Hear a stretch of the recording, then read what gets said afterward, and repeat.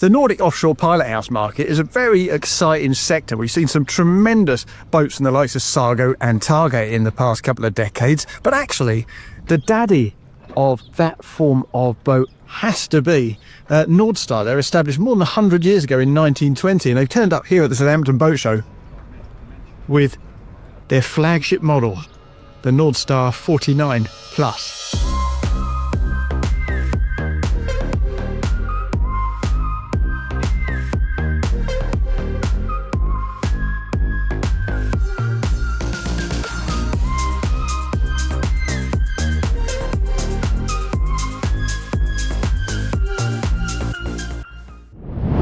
Now 49 feet is of course relatively large by the standards of the offshore pilot house market.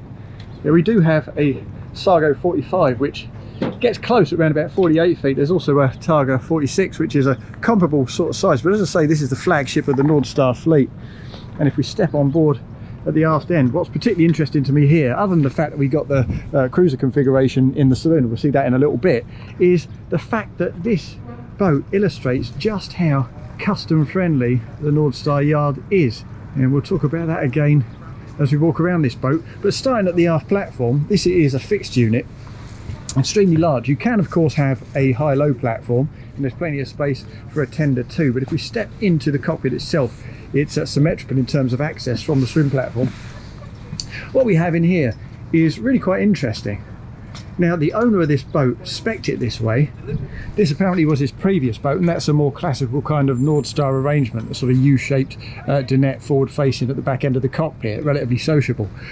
But the owner had been to a few boat shows, seen some larger luxurious motor yachts where these facing seats and this glass balustrade is all the rage, and he fancied exactly that on this boat, so that's exactly what they've delivered.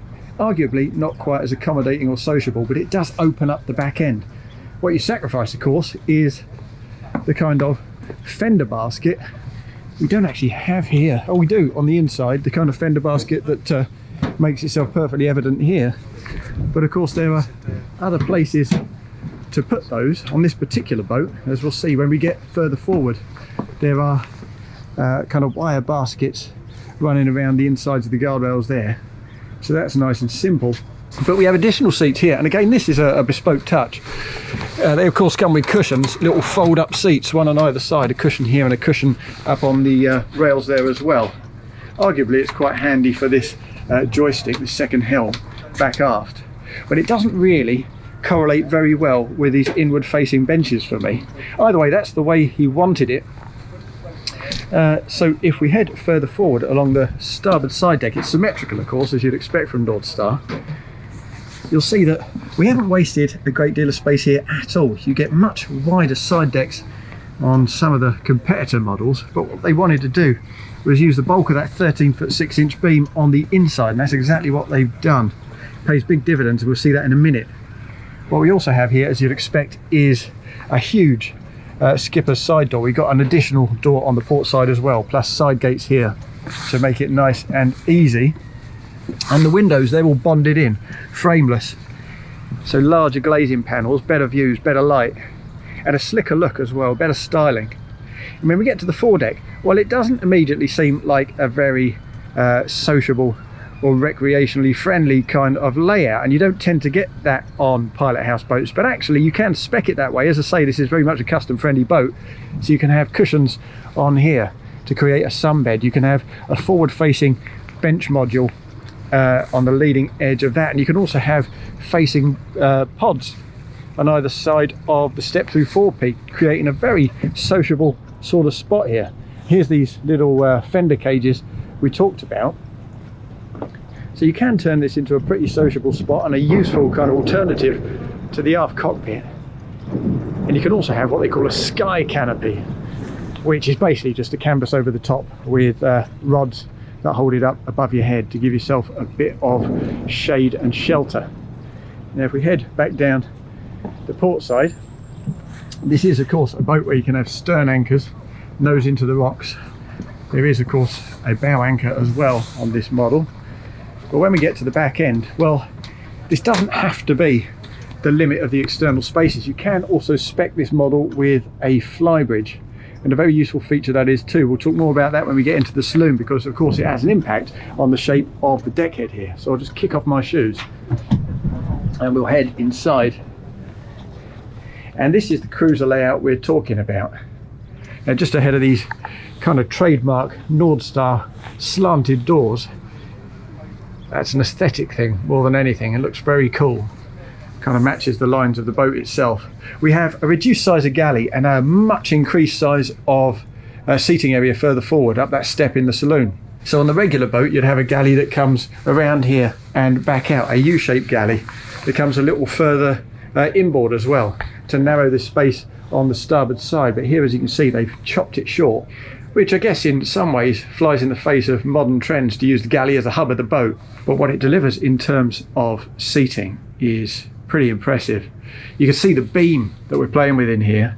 Again, that's because we've got relatively narrow side decks. You see the massive glazing panels, lots of light, big views. And big views, if you take a seat, as you can see, eyeline is really unobstructed. It's very attractive indeed, and very sociable too, because we've got this inward facing bench on the starboard side looking across to the L-shaped dinette there. As for the galley itself, you get pretty much everything you would expect. A relatively modest 2-ring induction hob here, the extractor above, and a bit of extra storage. Microwave down there. You can spec it pretty much however you like. It's relatively streamlined, but we've still got space for a couple of sinks, and I like that facing aft through these 3-part doors. You can slide those out of the way, face directly aft to the occupants of that cockpit.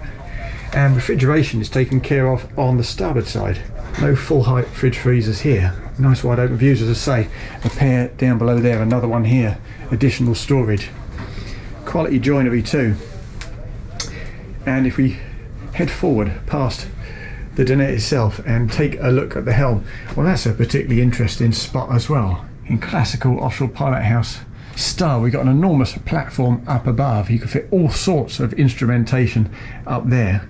A reverse screen, a good way forward. Again, excellent visibility. This is quite an unusual setup here though.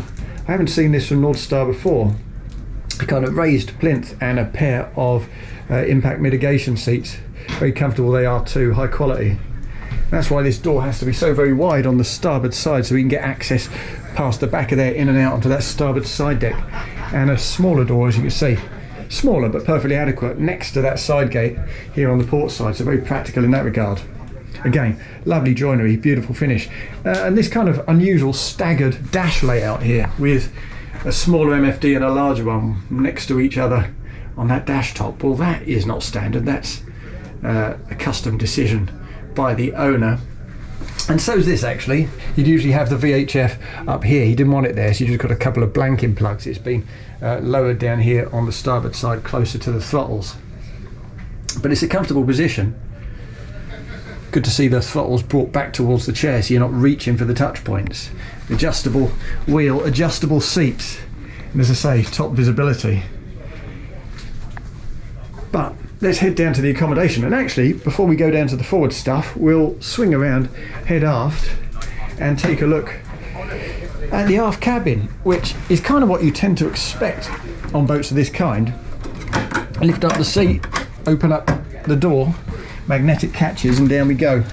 When we get down in here, well, the first thing we're greeted with is a little seating area here on the port side, and you can of course put infills in here. We've got ledges for that, so you can turn this into an additional single bed. So this boat is essentially equipped to sleep 7 people, 2 plus 2 plus 2 plus 1 here.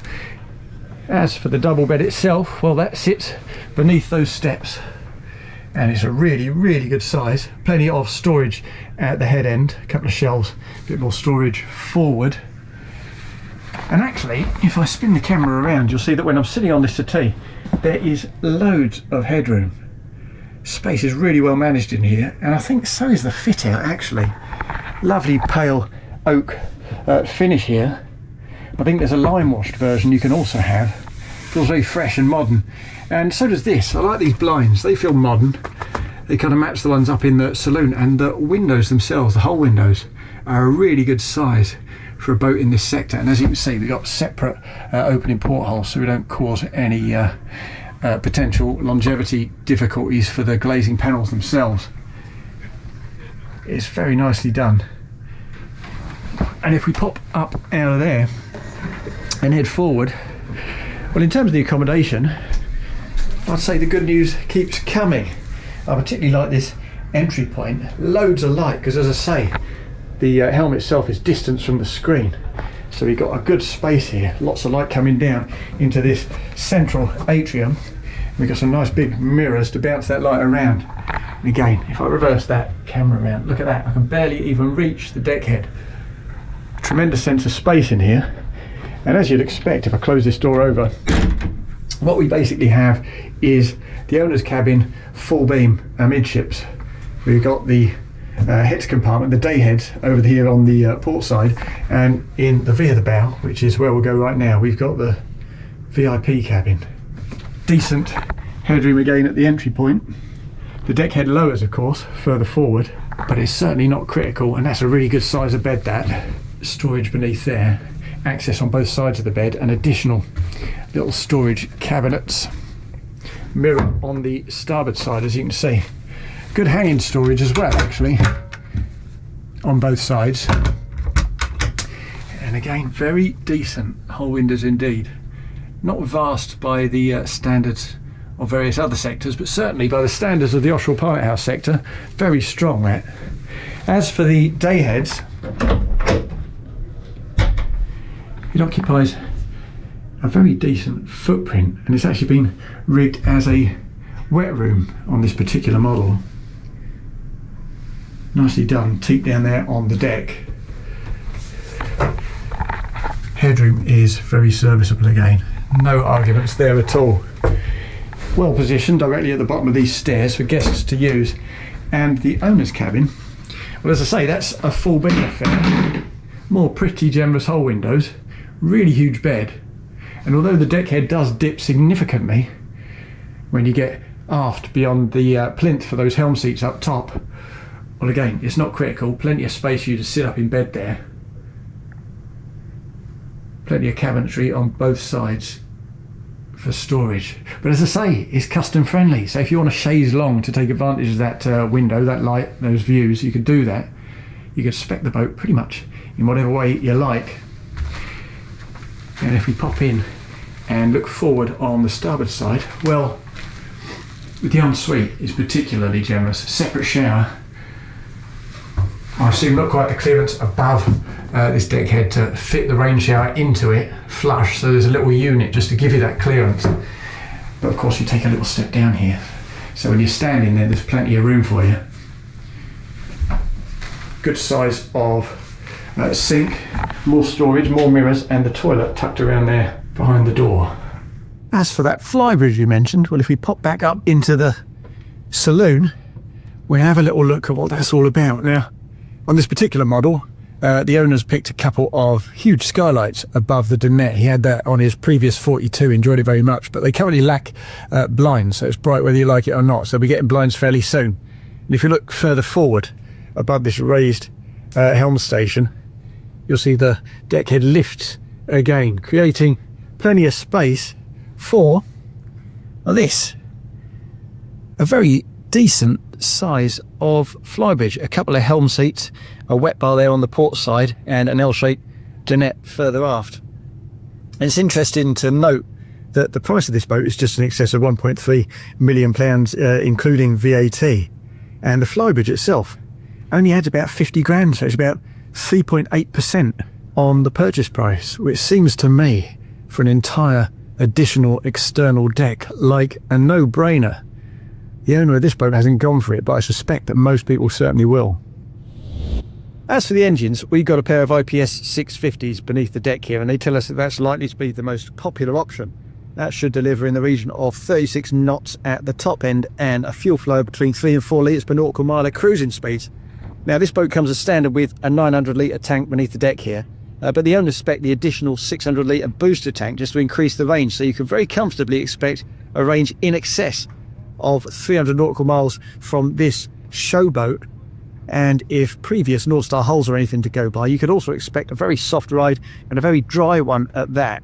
But if you're a really keen driver, it might also interest you to know that you can replace the IPS drives with triple out drives. They tell me for speeds in the region of 48 knots, which is quite something on a boat of this size and style.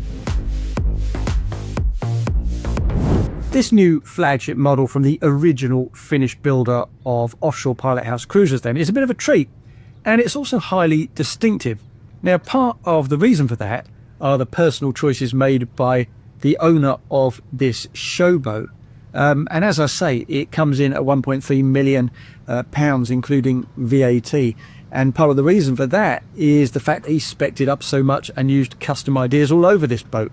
But the base package goes from £1 million, including VAT, which is much more in line with the general prices of the sector.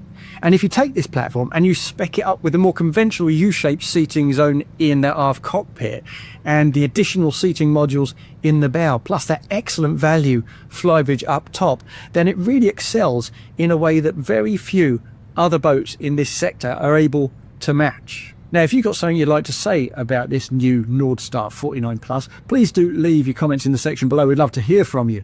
If you've enjoyed this video, hit the like button.